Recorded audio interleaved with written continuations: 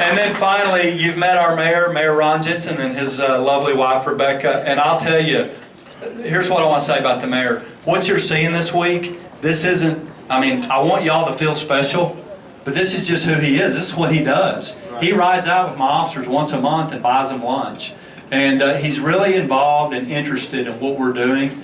And I think that, you know, with any organization or any city, it always starts at the top. And when you have the type of elected official leadership and our mayor's leadership, it really is contagious. And it transcends into what you all do. And the mayor's exactly right.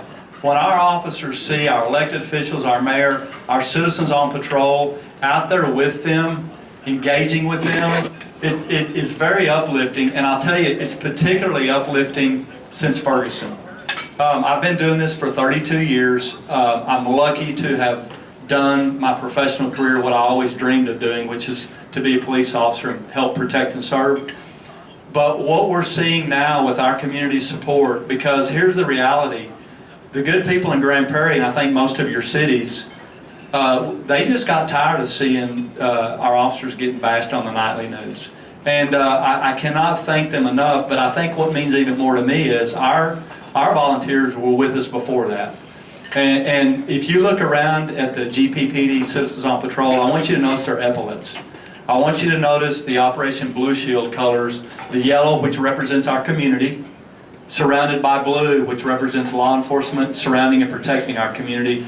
On their own, they asked me if they could wear those epaulets and put them on their uniforms at their cost. That was not even our idea. So GPPD Citizens on Patrol, thank you all for having that type of heart to serve and to be innovative and progressive. I love you all to death. You're just outstanding. And I want to tell the group, we've got over 200 attendees at this conference from over 30 agencies.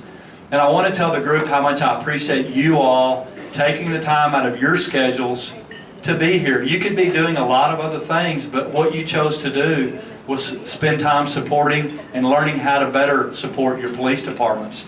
So my heartfelt thanks to all of you all for taking time out of your daily lives to show how much you understand the importance of public safety. Because you see, policing is not a police, just a police issue. Crime is not a police problem. Did you all know that? Crime is a community issue. Feeling of safety is a community issue.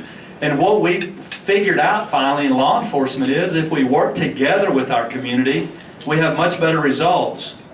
And it's not about community relations, it's about community engagement. So you all get it. So what we need you all to do is go back to your cities and help your friends and neighbors in your cities get it. Because we all have the same values. We also share values with our faith-based community. That's why in our city, our faith-based community is so strong and engaged with our police department, because what are our goals and our values? Everybody wants to have a feeling of safety. Everybody wants to have a good quality of life. That's in your faith, that's in your personal life, and us as a profession, that's what we want for you. So we've learned how to take this to a higher level, and we're still learning. Let's not quit, because if we think we've got it all figured out, then we're all in trouble. And the last thing I want to say is, I want to end with a story. And Mike, I'm going to embarrass you, but I don't even care. So, one of my cops, Mike Kennedy, I'm walking out of the station the other day, or day before, I can't remember because they blur together, you know, with the hours I keep, and I'm walking out late, and Mike, he sees me, he says, "Chief, do you have a minute? I need to tell you something." Now let me just tell you all, in my world, when you're a chief and somebody says, which unfortunately happens quite often, "Hey Chief, do you have a minute? I need to tell you something," 99.9% of the time, that's bad news. Okay? They're not just telling you that to tell you how great a job you're doing or to tell you have a good day. Something's gone wrong, or I need a quote-unquote heads up, right? So I said, "Sure, Mike, what do you got?" And I'm thinking, well, whatever it is, we'll handle it. He said, "I want to tell you a story." I said, "Okay, here we go." You know, I said, "Yeah." He said, "Chief," he said, and I believe was it Thursday or Friday, Mike? Thursday evening. How many of y'all went and rode out with our officers on night shift? Okay, I'm talking about you all and some others.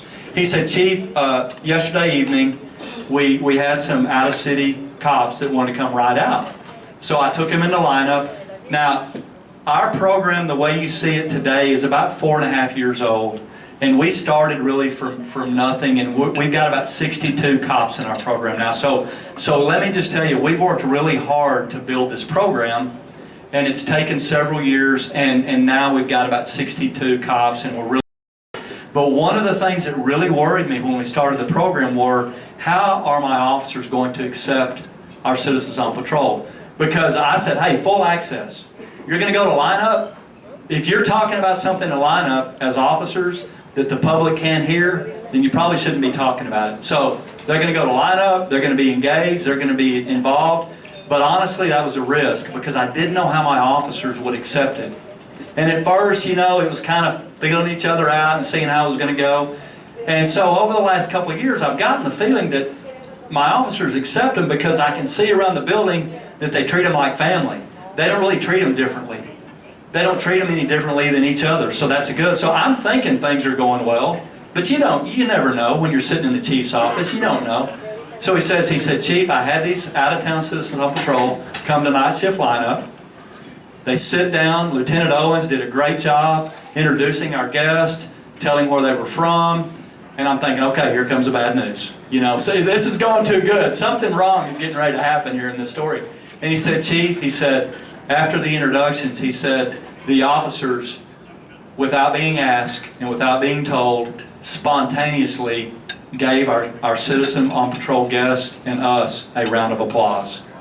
Isn't that awesome? Now I'll tell you, Mike, thanks for sharing that story with me, because it really almost made me emotional, because I've seen how hard everybody's worked together to get to where we're at. And when that happens, that tells me my officers get it. And my officers appreciate it. So we always talk about appreciating law enforcement, and I appreciate you all appreciating us, but we need to talk about appreciating our volunteers. And every time I see a volunteer, I make a point to tell them thank you, because you could be somewhere else, but you're here with us. So let me tell you all how much we appreciate you all, and how much it means to us for what you do for us on a daily basis in whatever city you're from. So again, thank you. Please travel safely going home. Please enjoy some of the horse racing. And God bless each and every one of you. Thanks.